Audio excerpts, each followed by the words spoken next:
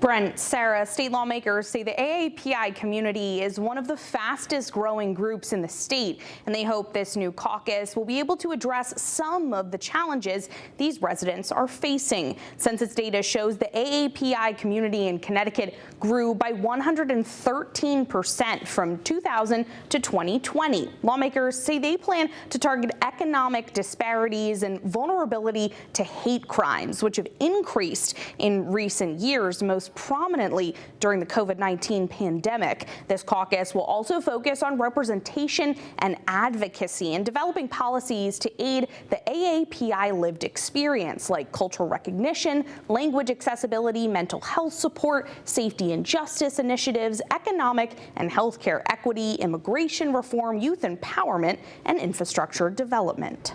Asian Americans have been at the brunt of some of the most egregious legislation, the Exclusion Act, the internment of the Japanese Americans.